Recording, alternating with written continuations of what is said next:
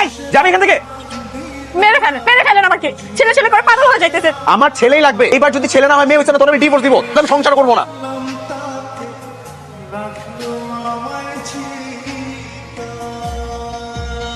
আব্বু, কি ব্যাপার, তুমি এরকম ছেলেদের জামা কাপড় পরছো কেন? আমার না ছেলে পছন্দ, তাই আমি ছেলে ছেড়ে আসিছি। যাও এক্ষুনি এগুলো চেঞ্জ করে আসো। আমি এটাই পরে থাকবো।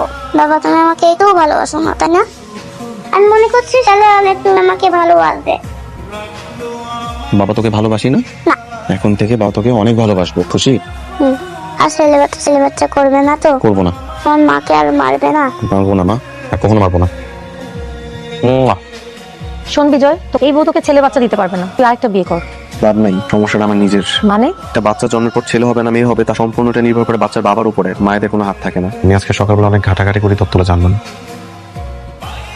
আমি কান্না করছো কেন? এমনি